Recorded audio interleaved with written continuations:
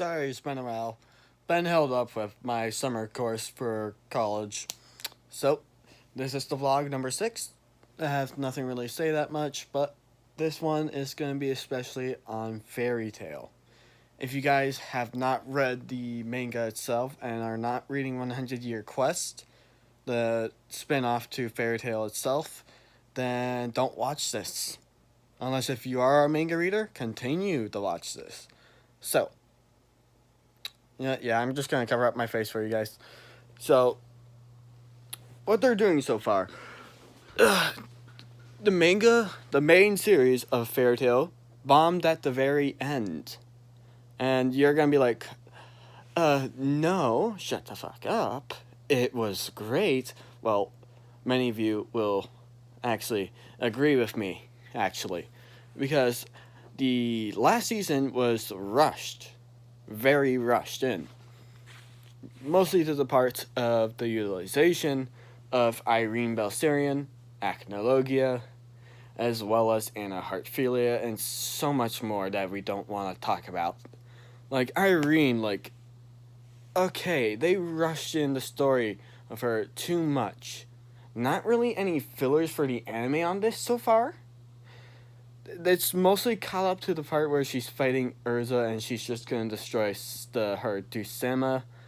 So yeah, I hope I'm not butchering the name. So yeah, that's pretty much it. Like, I wish they expanded on her more. So the fact that she didn't really do anything that shitty and having her character shit on too.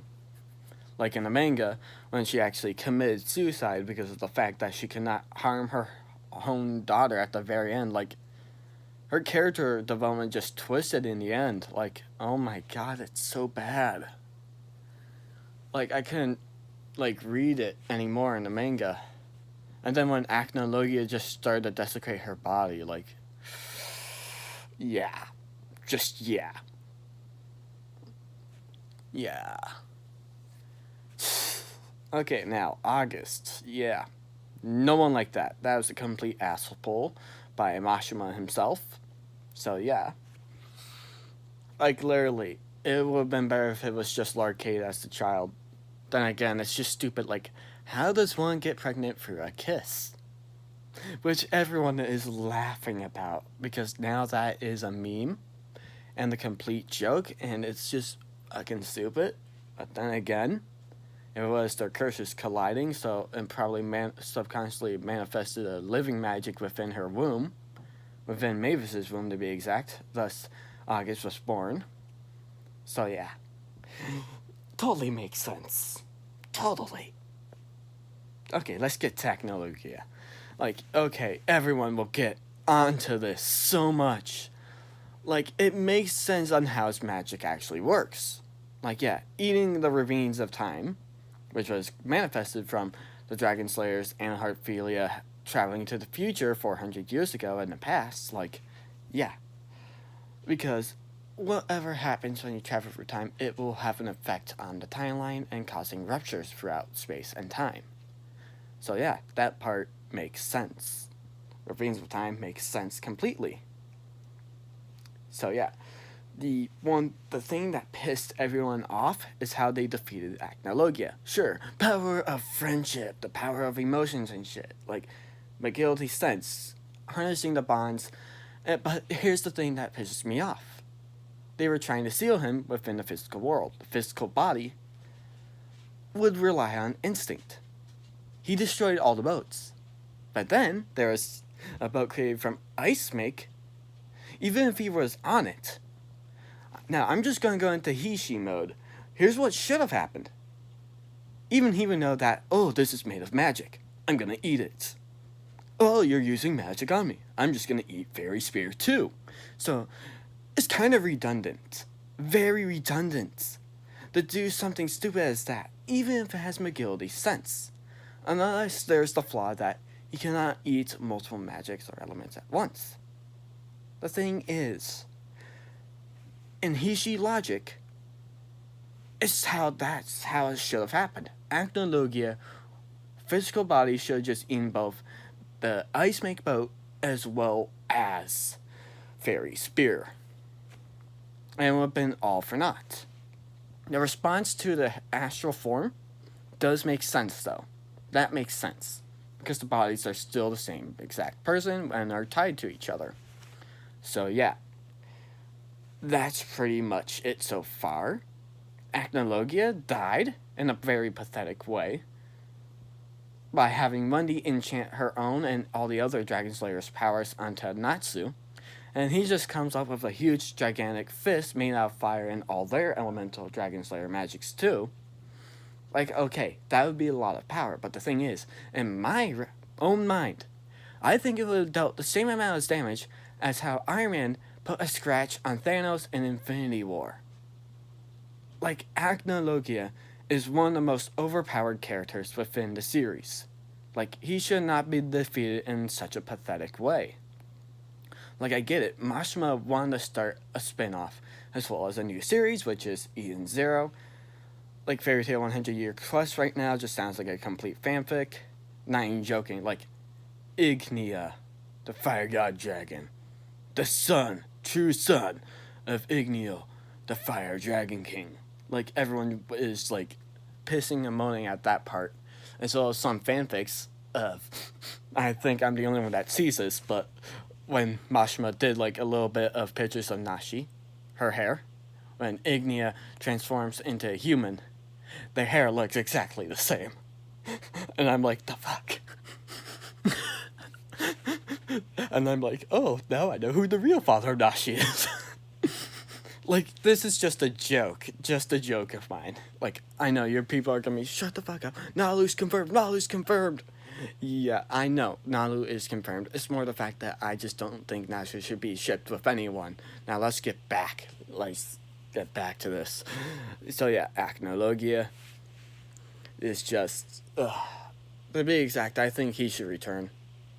Zervis was well done in a way, but I think it would have been better if they expanded on Gray's Devil Slayer magic to the point where it would have the ability to nullify or even remove hexes. Because we already know so far that Devil Slayers are immune to curses and hexes to a certain degree. So I think, wouldn't it also work in the way of the vice versa, which is having to nullify them to a certain degree too? So, wouldn't his Devil Slayer magic allow him to free Zeref from the onslaught of black magic, or to be more exact, the Curse of Contradiction? The same happening to Mavis.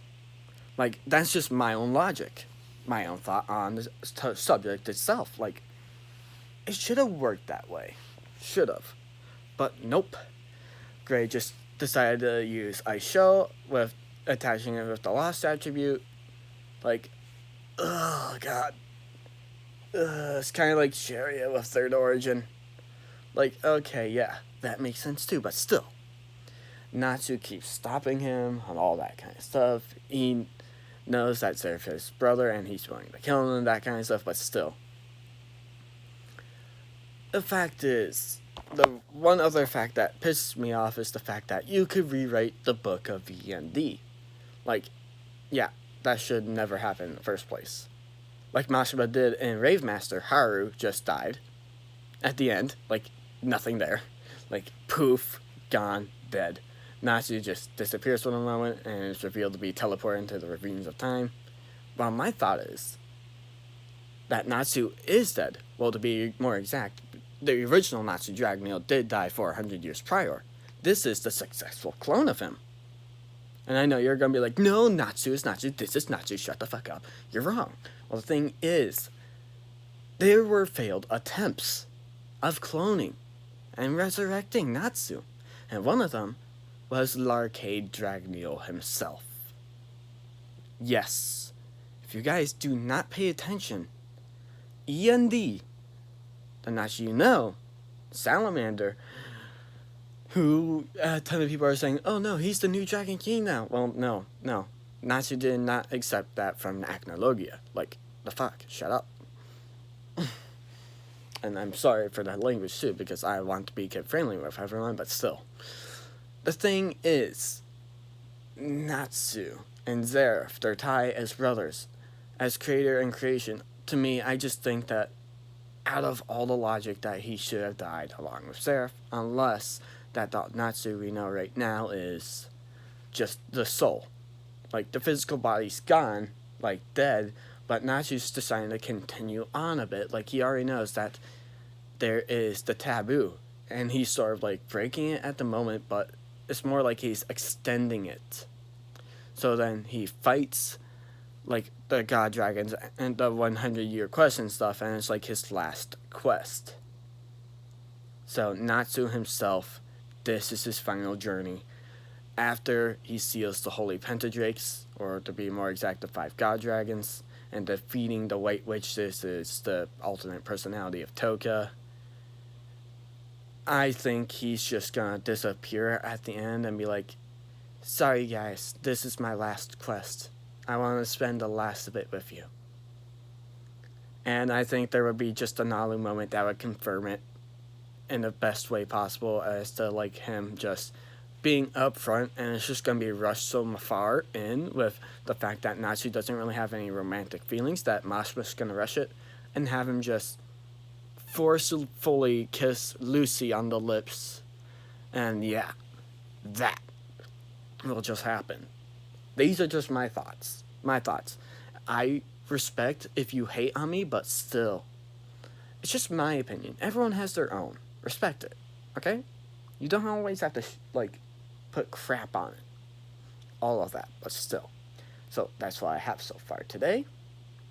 And whatever that's going with it. But let me just get to one more part. 100-year quest itself. The fact that it does sound like a fanfic, and the fact that certain parts are doing so much better. It's actually somewhat succeeding from the actual series, which was a total bomb, like I said. So, 100-year quests, how they're doing it so far is actually good. And the fact that it's confirming certain parts from the movie Dragon Cry is actually canon towards it, which is the 4th gen Dragon Slayers as well as Dragon Cry itself, the item. So yeah, that's pretty much good. Like, the idea of the 5th gen Dragon Slayers, the Dragon Eaters to be exact, does sort of make sense.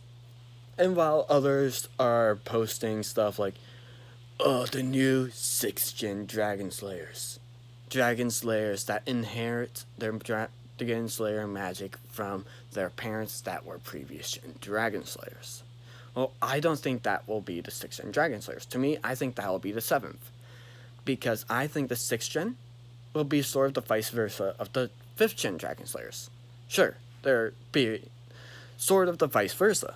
Sort of, which means they're going to be like the Dragon Bin or whatever. Like, they learn Dragon Slayer magic from being bitten by dragons.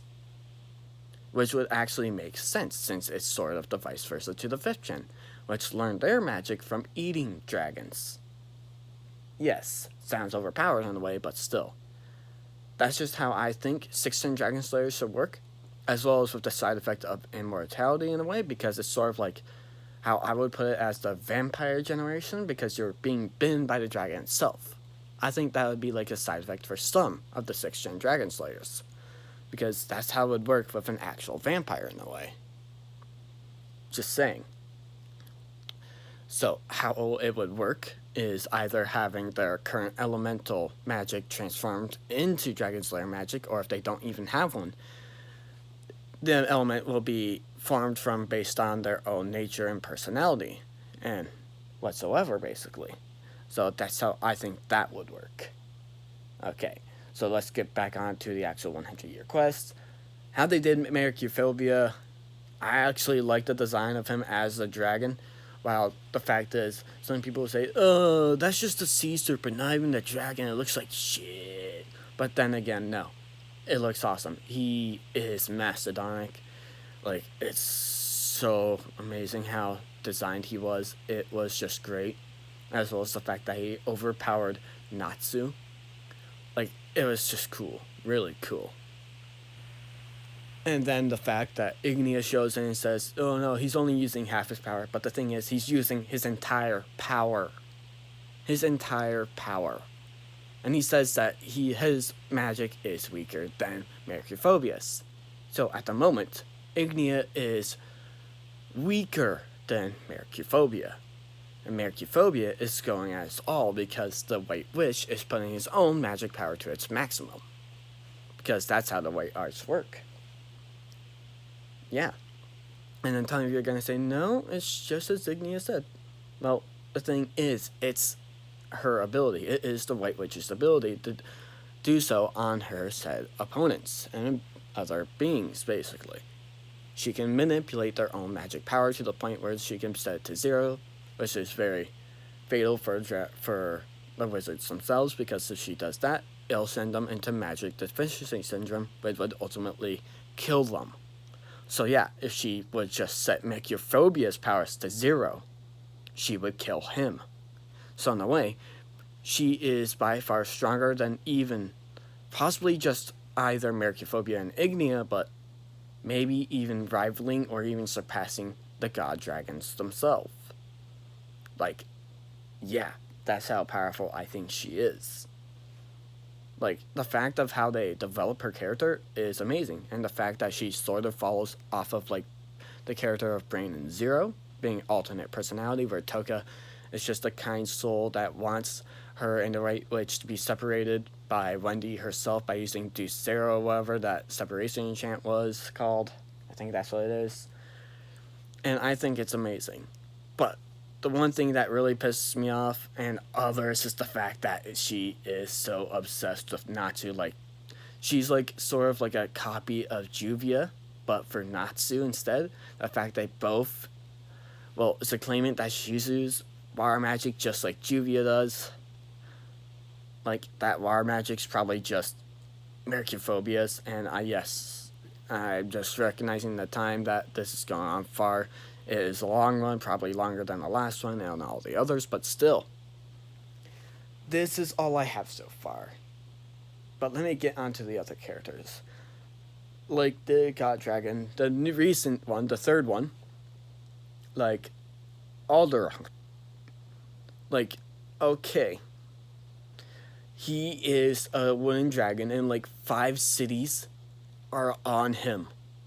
Like 1 city on each hand, 1 on his back, 1 on each of his feet. Like, it is hilarious as to how big the dragon is.